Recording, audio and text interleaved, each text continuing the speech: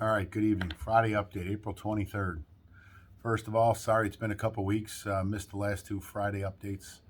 It's been a little bit hectic and busy between being up in Minnesota 2 weeks ago, cooking for Minneapolis PD prior to the George Floyd verdict coming out, just to try and pick up some morale up there.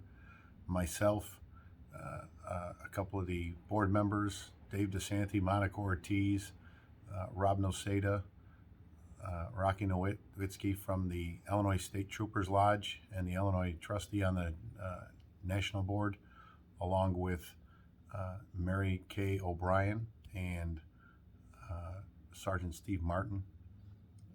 Went up to Minneapolis with the state disaster relief trailer. We did some barbecuing, hung out with the troops, trying to boost some morale. They've been beat up pretty bad over the last year, and we just wanted to let them know they weren't alone.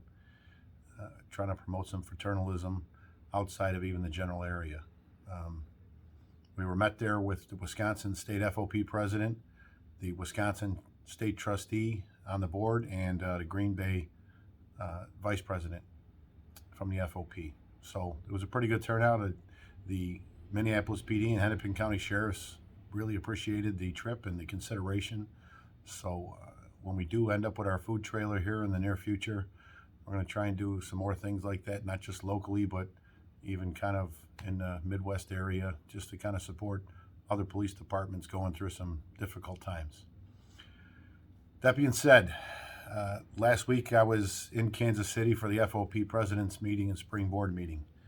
That was a eye-opening experience, to say the least. There's a lot of dissension and dysfunction right now in the national part of this organization, and some questions that are going to probably end up becoming public knowledge here in the near future. I'll address that at a later date, but that was the reason why the last two Fridays updates were almost impossible. Moving forward, Sergeant's Test. A facsimile AMC message came out yesterday. It was AMC 266-192 that talks about part 2 for the Sergeant's Test. We had a meeting yesterday afternoon with the Director of Human Resources, Bob Landowski, Management and Labor Affairs, along with the Sergeants Association President and Vice President, and facilitators of this test, the people that designed it, the people that are going to administer it, just to give us an overview of how this is going to go. Regrettably, we were not given the updated study guide or the link with the video example that is currently available to everybody prior to that meeting. So where we kind of left it is we're still not 100% sold on this process. We are going to definitely have a second meeting with the city and address some of the concerns that we have now that we got a better grasp of how this second part's going to go. They assured us that there was going to be fairness. I know we all have concerns about the process being a 5-day process and the difference between day 1 and day 5. So we're working out some things here that we're going to address and get some answers moving forward on how that's going to go. Stay tuned for our stance on that. If we don't like the answers, we're going to try and seek some remedies. I don't know how this all pans out, but we're trying to make sure that this is as fair a process as possible going forward. So again, we'll have a further update once we meet with the city a second time. I'm going to assume next week, hopefully. Contract updates. We gave the city 7 available dates in the near future here, and they didn't respond to pick any of those dates. They responded with 2 other emails about tidying up proposals and repackaging them and revising them a little bit and updating the dates of when they were tendered. That's all they've done, and talked about now the need to go to mediation and arbitration sooner rather than later. 4 years is a long enough time. Well, it's pretty disgusting that not only do they not even pick a contract negotiation date when they have 7 options to choose from, but now they're talking about rushing now to mediation and arbitration. And it's no other ploy than to piggyback off the George Floyd verdict and try and get in front of an arbitrator sooner rather than later, so they can plead their case on why police reform is necessary, even in contracts, and try and get as much as what they want done in front of an arbitrator when it comes to discipline. Because generally, there aren't major changes done in arbitration. And they know that. But they want to try and play on this tidal wave of emotion right now. We're still looking to negotiate, and arbitration is looking more and more likely, no doubt about it. We've tried to avoid it. We tried to bargain in good faith. The same can't be said for the city. The mayor's lead attorney on labor issues, Mike Frisch, went into private practice, left last week. And guess what? That company, that law firm is now going to be contracted by the city to do labor negotiations. He'll still be basically involved in our negotiations, but now the city's going to pay a private law firm. What a sweetheart deal they get. Just more and more of the Chicago way. But, things are going to be different. So they might find money for that, but they can't find money for our officers. It's pretty sad. I want to take a minute to mention the amazing police work that's been done over the last couple weeks since the last update. I'm going to start with the most visible one and most spoke about one, and that's the Adam Toledo shooting. That officer, my hats are off to him. If you haven't seen any of the video comments, the goal of this lodge from the beginning of that was to get out ahead of the narrative that we knew was going to end up being negative at some point, because they were going to spin it around with one still shot and make that officer look a certain way, which was 100% inaccurate. So the goal of the lodge and myself was to go on as much media as possible, as diverse of an audience as possible, and explain the reality of the situation and what that officer faced in that moment that he made that decision. That was 100% good shooting. If you know that officer, he's going to need a lot of support today, tomorrow, and moving forward. Reach out to him. Let him know you're thinking about him. We want to see him get through this. We're going to defend him no matter what ends up coming up from now and going forward.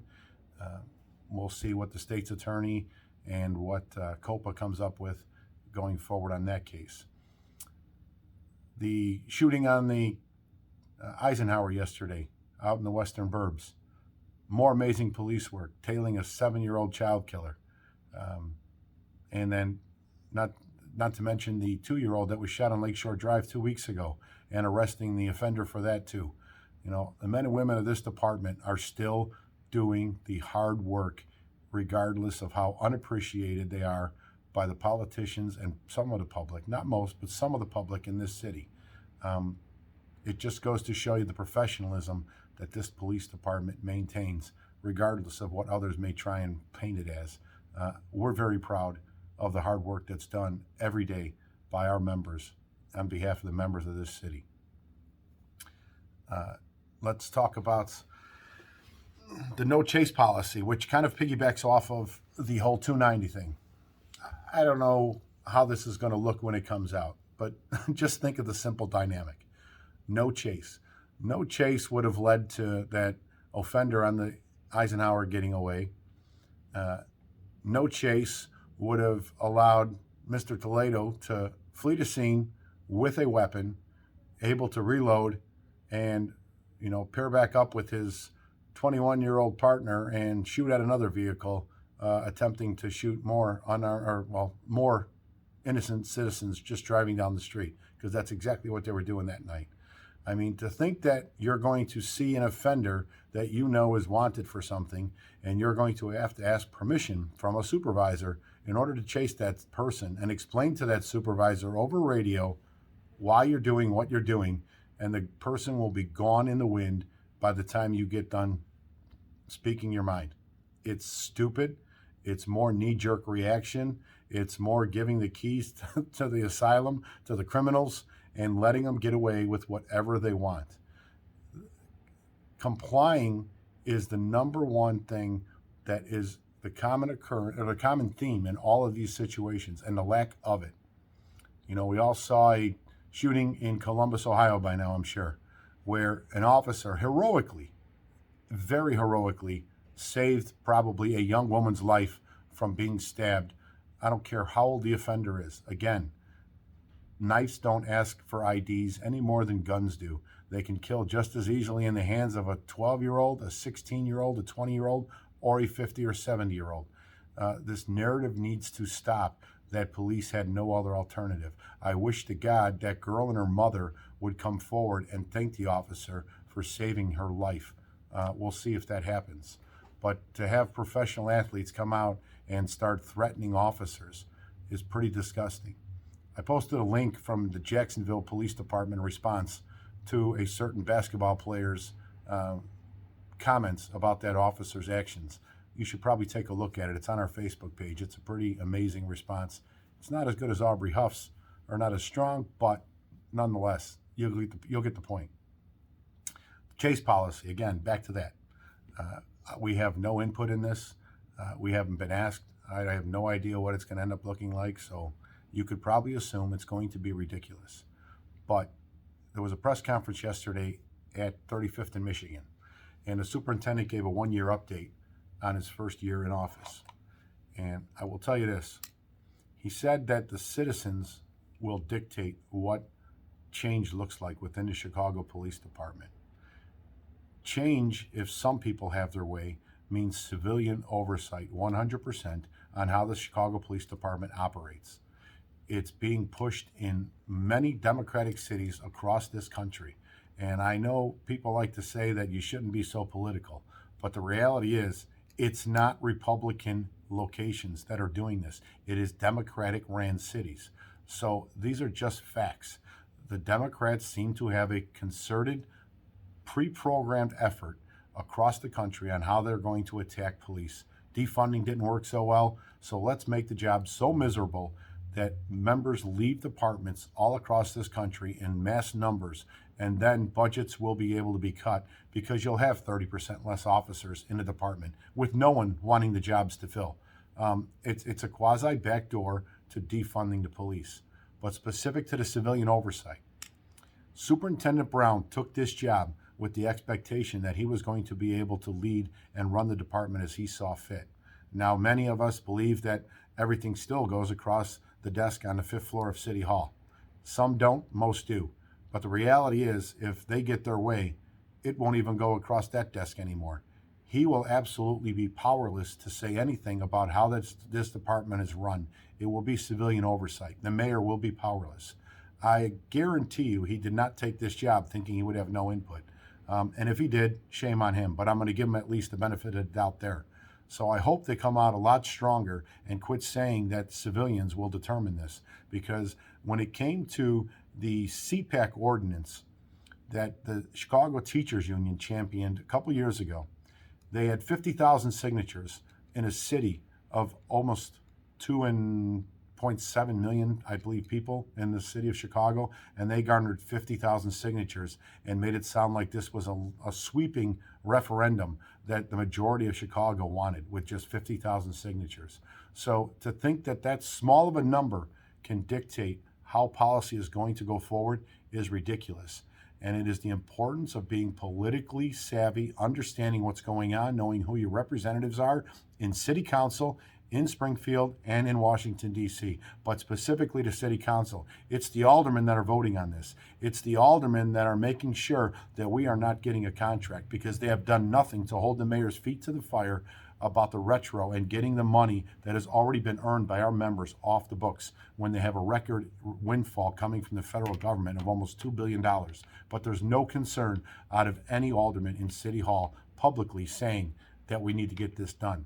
So just pay attention to this stuff. We are going to go after a lot of the seats in City Council in this next election for these aldermen who think they can do whatever they want and throw, the police department under the bus. It's not going to be the same old anymore. We are going to have a war chest. We are going to recruit candidates, and we are going to be a player in this election, specifically in the City Council. That being said, there's one more topic that is kind of amazing, or maybe not. I was told yesterday there was a meeting with the upper brass and City Hall. The mayor has said that she wants a link on the Chicago Police Department website for anonymous complaints, for members of the public to just anonymously make complaints against officers. When she was informed that it's technically okay from the sergeants, lieutenants, and up perspective, it is in still violation of Lodge 7's collective bargaining rights. And something to the effect of, I don't give a damn. I want it done.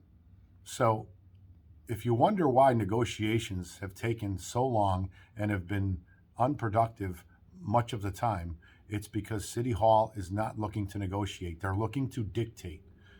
I know your natural comment's going to be, well, then why didn't we go to arbitration sooner?